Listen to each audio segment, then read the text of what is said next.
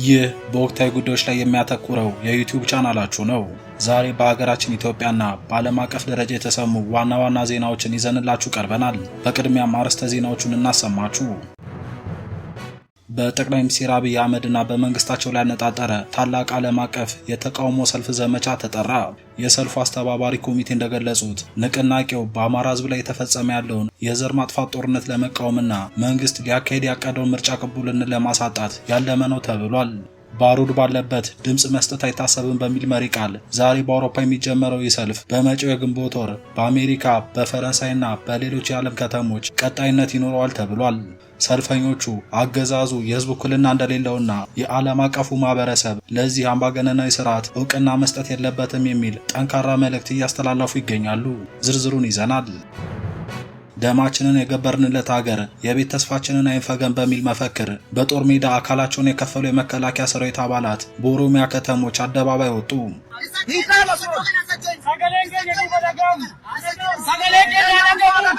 መንግስት የመኖሪያ ቤት መስሪያ ቦታ እንደሚሰጣቸው ቃል ገብቶላቸው ዓመታት ቢቆጠሩም እስካሁን ተግባራዊ ባለመሆኑ በኪራይ ቤትና በኑሮ ውድነት ክፉኛ እየተሰቃዩ መሆኑን ገልጸዋል። በከተማው ያለውን የመሬት ወረራና የአስተዳደር ብልሹነትም የቅሬታቸው አካል አድርገውታል። ሌላኛው መረጃችን ነው። ከ167,000 በላይ አርሶ አደሮች ከአማራ ፋኖ ብሔራዊ ንቅናቄ ጋር በ182 ማዕከላት ውይይት ማድረጋቸው ተገለጸ። አርሶ አደሮቹ በትግሉ ዙሪያ ያላቸውን ጥንካሬ የገለጹ ሲሆን በተለይም በፋኖ አደረጃጀት መካከል አንድነት እንዲፈጠርና ነፃ በወጡ አካባቢዎች የፍትህ ስራዎች እንዲጠናከሩ ጥሪ አቅርበዋል። ንቅናቄው የብልጽግናን የምርጫ ቀልድ አንቀበልም የሚል አቋም የታየበት መድረክ መሆኑን አስታውቋል። ዝርዝሩን ይዘናል። በትግራይ ክልል ከፍተኛ የፖለቲካ ውጥረት ነግሷል። የጠቅላይ ሚኒስትሩ አማካሪ አቶ ጌታቸው ረዳ ቀሪው የህወሓት አመራር የጦርነት ነጋሪት እየጎሰመ ነው ሲሉ በጽኑ ወርፈዋል። በተለይም የአቶ አዲስ ዓለም ቤሌማን የድምፅ ቅጂ መነሻ በማድረግ ቡድኑ ዳግም ወደ ጦርነት በመግባት ትግራይን የሙት ቀጠና ለማድረግ እየሰራ ነው ሲሉ ከሰዋል። በተመሳሳይ ፕሮፌሰር ክንድያ ገብረሕይወት በትግራይ ያለው ውደት ቀጥሏል በሚል ባሰፈሩት ጽሑፍ ወጣቱ ለጦርነት የቀረበለትን ጥሪ ውድቅ ማድረጉንና ጥቂት የጦርነት ነጋዴዎች የክልሉን ዕጣ ፈንታ እንዲወስኑ መፈቀድ እንደሌለበት አሳስበዋል። አቶ አዲስ ዓለም ቤሌማ በበኩላቸው ድምፁ የእሳቸው መሆኑን ቢያምኑም ትርጉሙ ተዛብቷል፣ እኛ ለሰላም ቁርጠኛ ነን በማለት ምላሽ ሰጥተዋል። ሓደ ነገር ኣሎ አሽርክ ገብረኩም ተለይ ናይ ጸላእስ እነዚህንና ሌሎች መረጃዎችን በዝርዝር ይዘን ቀርበናል። እስከ ፕሮግራማችን ፍጻሜ አብራችሁን ቆዩ። ለቻናላችን አዲስ የሆናችሁ ሰብስክራይብ በማድረግና የደወል ምልክቷን በመጫን ቤተሰብ ይሁኑ። ዝርዝር ዜናዎቹን አሁን እንጀምራለን።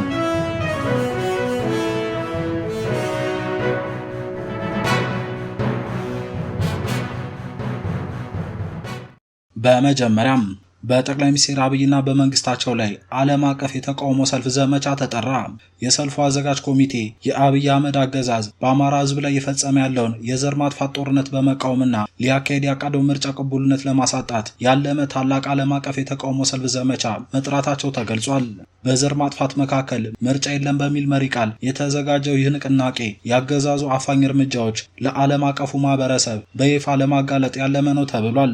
የተቃውሞ አስተባባሪዎች በወጡት መግለጫ አገዛዙ በአማራ ሕዝብ ላይ የዘር ማጥፋት ጦርነት እያካሄደ ባለበት ሁኔታ በኢትዮጵያ ውስጥ ነፃና ፍትሃዊ ምርጫ ሊካሄድ እንደማይችል አስታውቀዋል።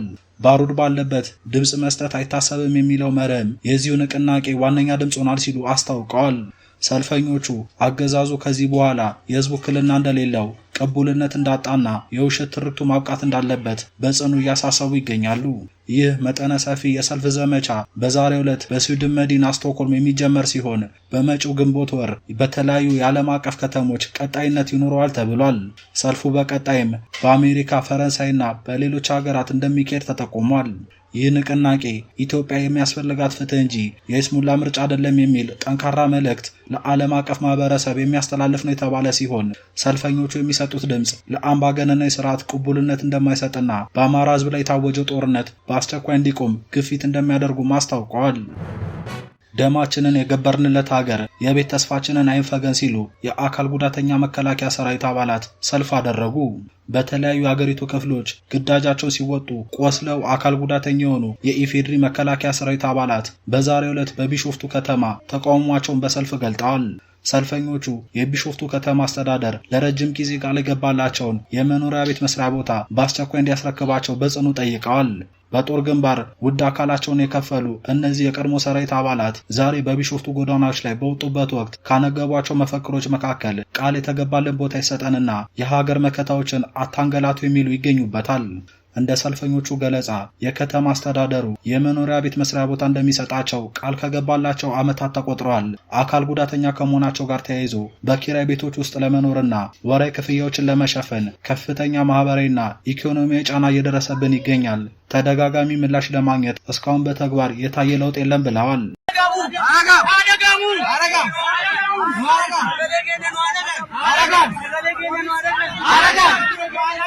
ይህ ተቃውሞ የተሰማው በሀገሪቱ በተለያዩ አካባቢዎች በተለይም በአማራና በኦሮሚያ ክልሎች ግጭቶችና የጸጥታ ችግሮች ባሉበት ወቅት ነው።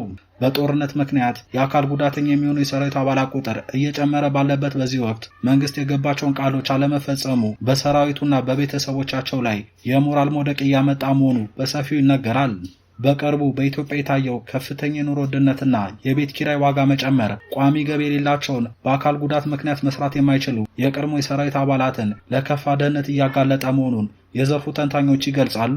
ምንም እንኳን የቢሾፍቱ ከተማ አስተዳደር ለሰልፈኞቹ የሰጠው ይፋዊ ምላሽ በዝርዝር ባይገለጽም በከተማዋ ሰፊ የሆነ የመሬት ወረራና የአስተዳደር ችግሮች መኖራቸው ይታወቃል። በቅርቡ በቢሾፍቱ ኢንተርናሽናል አውሮፕላን ማረፊያ ግንባታ ምክንያት በርካታ አርሶ አደሮችና ነዋሪዎች ከቦታቸው መነሳታቸው ይታወሳል።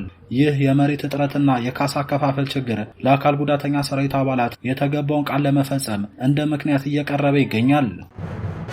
ከ167,000 በላይ አርሶ አደሮች ከአማራ ፋኖ ብሔራዊ ንቅናቄ ጋር ተወያዩ። የአማራ ፋኖ ብሔራዊ ንቅናቄ በሁሉም እዞች በሚያስተዳድራቸው ቀጠናዎች ውስጥ እጅግ ሰፊና ታሪክ የተባለ የህዝብ ንቅናቄ መድረክ ማካሄዱን ገልጿል። በተደራጀ የፖለቲካ ስራ የአማራ ህዝብ የፖለቲካ ግንዛቤ ይዳብራል፣ ህልውናውም ይረጋገጣል በሚል መሪ ቃል በተካሄደው በዚህ መድረክ ከ167,000 በላይ አርሶ አደሮች በ182 ማዕከላት ተገኝተው በወቅቱ የትግሉ ሁኔታ ላይ ሰፊ ውይይት ማድረጋቸው ተገልጿል። ከሚያዝያ 17 እስከ ሚያዝያ 19 ድረስ በተካሄደው በዚህ የንቅናቄ መድረክ የድርጅቱ አመራሮች የሥራ መምሪያዎችና የትግል ሰነዶችን ለአርሶ አደሩ አቅርቧል የተባለ ሲሆን በውይይቱ ወቅት አርሶ አደሩ ትግሉን ለማጠናከር ይረዳሉ ያላቸውን ጠንካራ ሀሳቦች መሰንዘራቸው ተገልጿል። ዋና ዋናዎቹም በፋኖ አደረጃጀቶች መካከል ያሉ ልዩነቶች ተወግደው በጋራ ጠላትን መመከት እንደሚገባ፣ በፋኖ ስም ተገቢ ያልሆነ ስነ ምግባር የሚያሳዩና ወንጀል የሚፈጽሙ አካላት በድርጅቱ በኩል እርምጃ እንዲወሰድባቸው፣ ነጻ በወጡ አካባቢዎች የፍትህና የህዝብ አስተዳደር ስራዎች ከወታደራዊ መዋቅር ውጭ በሆኑ አካላት እንዲመሩ፣ በትምህርትና ጤና ተቋማት ላይ እየደረሰ ያለው ዘረፋና የሕክምና ግብዓቶች እጥረት በአስቸኳይ መፍትሄ እንዲፈለግላቸው መጠየቃቸው ተነግሯል። ንቅናቄው እንደገመገመው መድረኩ የአማራ አርሶ አደር የብልጽግናን የምርጫ ቀልድ እንደማይቀበልና ብቸኛው አማራጭ አገዛዙን ማስወገድ መሆኑን ያረጋገጠበት ሆኗል ተብሏል።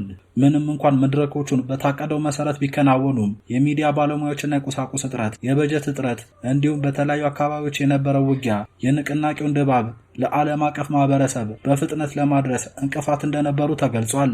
በመጨረሻም የአማራ ፋኖ ብሔራዊ ንቅናቄ ለመድረኩ መሳካት አስተዋጽኦ ላደረጉ አመራሮች፣ አባላትና ለመላው አርሶ አደር ምስጋናውን አቅርቧል።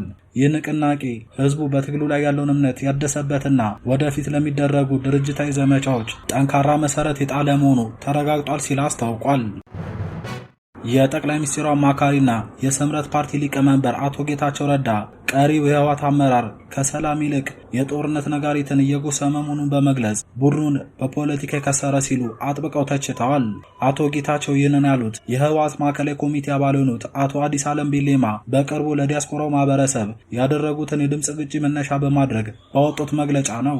ጌታቸው በጽሁፋቸው እንዳብራሩት አቶ አዲስ አለም በድምፅ ቅጂው ላይ ትግራይ ከፖለቲካዊና ስትራቴጂካዊ መገለል መውጣቷን እንዲሁም ከፌዴራል መንግስቱ ጋር ለሚደረግ ግጭት የኤርትራ መንግስትን ጨምሮ ከሌሎች የሀገር ውስጥ ታጣቂዎችና የውጭ ኃይሎች ጋር ጥምረት መፍጠሯን በጉራ ተናግረዋል ያሉ ሲሆን በተጨማሪም ቡድኑ ለሰላም ሲል ታግሶ እንደነበረ፣ አሁን ግን ከጥምር ኃይሎቹ ጋር በመሆን ለወታደራዊ አማራጭ ዝግጅቱ ማጠናቀቁን እንዲሁም የሱዳን መንግስት የሱዳን ወደቦችንና የሎጂስቲክስ መስመሮችን እንዲጠቀሙ እንደፈቀደላቸው መግለጻቸውን አቶ ጌታቸው አጋልጠዋል። ይህንንም እጅግ አደገኛ ኃላፊነት የጎደለውና ግልጽ የፖለቲካ ትንኮሳ ሲሉ ኮንነውታል። ግን ሓደ ነገር ኣሎ ኣሽርክ ገብረኩም ዘልኝ ናይ ፀላእስ ፕራክቲካል እውን ፍታዊ ይኸውን ቀቲለውና ሀሪደውና የስ እሱ ከዙንጎር መስዋዕት ይኮናል።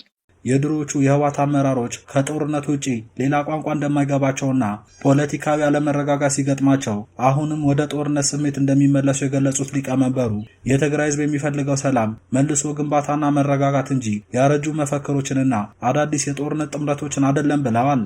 ዳግም ወደ ጦርነት መግባት ትግራይ መልሶ እንደማያቋቁማት ይልቁንም ክልሉን የሙት ቀጠና እንደሚያደርጋት አሳስበዋል። የፕሪቶሪያ ሰላም ስምምነት ጠመንጃዎችን ዝም በማሰኘት እስረኞች ራሳቸውን አቶ አዲስ ዓለምን ጨምሮ እንዲፈቱና መሰረታዊ አገልግሎቶች እንዲጀመሩ ማድረጉን ያስታወሱት አቶ ጌታቸው አሁንም ያልተፈቱ ተፈናቃዮችን መመለስና የግዛ ጉዳዮች በዚህ ስምምነት ማዕቀፍና በህገ መንግስቱ መሰረት መፈታት እንዳለባቸው አጽንኦት ሰጥተዋል። በመጨረሻም የህወሓት አመራሮች የጦርነት ነጋሪት መጎሰማቸውን አቁመው የተጎዳው ማህበረሰብ ወደ ማከም ክቡር ስራ እንዲገቡ የመከሩ ሲሆን እነዚህ አመራሮች ግን አሁንም በከፋ ጅልነት በሽታ የተጠቁ መሆናቸውን በተግባር እያረጋገጡ ነው ሲሉ በጽኑ ነቅፈዋቸዋል። ይህ በእንዲህ እንዳለ ፕሮፌሰር ክንድያ ገብረሕይወት በትግራይ ያለው እብደት ቀጥሏል ብለዋል። የቀድሞ የመቀሌ ዩኒቨርሲቲ ፕሬዝዳንት ፕሮፌሰር ክንድያ ገብረሕይወት ዛሬ በኤክስ ገጻቸው ላይ ባሰፈሩት መልእክት በትግራይ ያለው እብደት ቀጥሏል የሚል ርዕስ ሰጥተውታል። በፕሪቶሪያ ድርድር በሚደረግበት ወቅት የህወሓት አመራሮች በተለይ ዶክተር ደብረጽዮን ቶሎ እንዲፈረም ጌታቸው ረዳን ሲወተውቱ ነበር በማለት ገልጸዋል። ሲቀጥሉም አንዳንድ ወታደራዊ አዛዦችም ቢሮ የመተው በጦር ግንባር ያለውን ሁኔታ አስረድተውኝ ጌታቸው ረዳ ስምምነቱን እንዲፈርም እንድደውልለት እንደጠየቁኝ አስታውሳለሁ።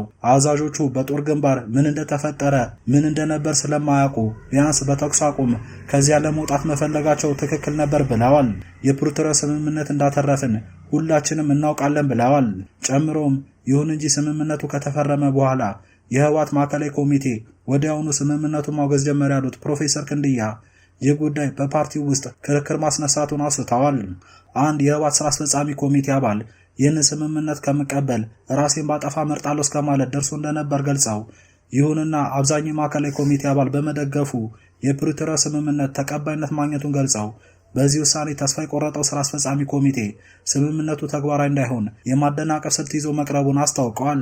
ይህ ከሆነ ከአንድ ወር በኋላ የፕሪቶሪያ ስምምነት ይቃወሙ የነበሩት ስልጣናቸውን ማረጋገጣቸውን ተከትሎ አቋማቸውን ቀይረው ስምምነቱን እንደሚቀበሉ ማስታወቃቸውን የጠቀሱት ፕሮፌሰሩ እንደውም ሶስተኛ አደራዳሪ አያስፈልግም ነበር እስከሚል መሄዳቸውን አውስተዋል። በማስከተልም አሁን ደግሞ እብደቱ ቀጥሎ በፕሪቶሪያ ስምምነት የፈረሰውን የክልሉ ምክር ቤት እስከ መጥራት የሚደርስ እብደት መቀጠሉን ገልጸው ጊዜያዊ አስተዳደሩን አፈናቅሎ የዛሬ 6 ዓመት የፈረሰው ምክር ቤት ለመመለስ የሚያደርጉት ጥረት ለልማት ቢሆን ጥሩ ነበር ብለዋል። ነገር ግን የጦርነት ነጋዴዎች ያላቸውን አካላት ወጣቱን ለዳግም ጦርነት ለመማገድ እየጣሩ መሆናቸውን አስታውቀዋል። ወጣቱ ግን ወደ ጦርነት የመግባት እቅድ እንደሌለውና ተቃውሞውን እየገለጸ መሆኑን አድንቀዋል። ፕሮፌሰር ክንድያ በመቀጠል በቅርቡ የቀድሞ የጦር አዛዦች ለጦርነት ዝግጅት አድርገናል፣ ታክቲካል አጋሮችንም አሉ ሲሉ ሰማው። ይህ ግን ተረት ነው፣ ማንም አያዳምጣቸውም በማለት ገልጸው ለምሳሌ በአክሱም 15000 ወጣቶችን ለመልመል አቅደው ያገኙት ግን ከ100 በታች መሆኑን አስታውቀዋል። የወጣቶቹን እምቢተኝነት ተገቢ መሆኑን ገልጸው መቀጠል እንዳለበት ያሳሰቡት ፕሮፌሰሩ በቂ ወታደራዊ አቅም ቢኖር እንኳን በአሁኑ ጊዜ በጦርነት የሚረጋገጥ የትግራይ ጥቅም የለም፣ ጥቂቶች በትግራይ ጣፈንታ ላይ እንዲወስኑ መፍቀድ የለብንም የሚል መልእክት አስተላልፈዋል። ይህ በእንዲህ እንዳለ አቶ አዲስ ዓለም ባሌማ የወጣው ድምጽ የኔ ነው ግን ትርጉሙ ተዛቷል አሉ። ኤኤፍፒ ዛሬ ባቀረበው ዘገባ የኢትዮጵያ ፌዴራል መንግስት የህወሓት ከፍተኛ ባለስልጣን የሆኑትን የአቶ አዲስ ዓለም ባሌማን የድምጽ ቅጂ እንዳጋራው አስረድቷል።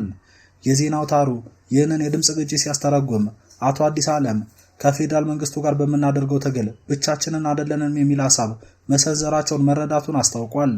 በአጎራባች አማራ ክልል ውስጥ ከሚንቀሳቀሰው ኃይልና ከኤርትራ ጋር እንደሚተባበሩ የገለጹት አቶ አዲስ ዓለም ባሌማ በጋራ ጠላት ላይ አንድ ላይ እንሰራለን ማለታቸውን አስረድቷል። አንድ ስማቸው እንዲጠቀስ ያልፈለጉ የመንግስት ባለስልጣን ይህንን በተመለከተ ለዜና አውታሩ በሰጡት አስተያየት ህወሓት በትግራይ ክልልና በተቀረ ኢትዮጵያ ክፍል የበላይነት ለማግኘት ጥረት የሚያደርግ አፍራሽ ኃይል ለመሆኑ ይህ ማሳያ ነው ብለዋል። ኤኤፍፒ አቶ አዲስ ዓለም ባሌማን አግኝቶ ስለ ድምጽ ቅጂው የጠየቃቸው ሲሆን እሳቸው ድምጽ የእሳቸው መሆኑን አረጋግጠው የመንግስት ትርጓሜ ግን የኔን ቃላት አይወክሉም ብለዋል። ጨምረውም የኛ አቋም ግልጽና ያልተቀየረ ነው፣ እኛ ለሰላምና መረጋጋት ቁርጠኛ ነን በማለት ገልጸዋል። ክቡራን ተመልካቾች ለዛሬ የነበረን መረጃ ይህንን ይመስላል። ዝግጅቱ ለሌሎች እንዲደርስ ላይክ እና ሼር ማድረጋችሁን አትርሱ። በዜናዎቻችን ላይ ያላችሁን አስተያየት በኮሜንት መስጫው ላይ አስፈሩልን፣ እናነባለን። በየዕለቱ የሚወጡ አዳዲስና ትኩስ መረጃዎች እንዲደርሷችሁ ቻናላችንን ሰብስክራይብ አድርጋችሁ የደወል ምልክቷን መጫናችሁን እርግጠኛ ሁኑ። ስለተከታተላችሁን ከልብ እናመሰግናለን። በሌላ ዝግጅት እስከምንገናኝ ሰላም ለሀገራችን፣ ፍትህ ለሕዝባችን ይሁን። ቸር ሰንብቱ።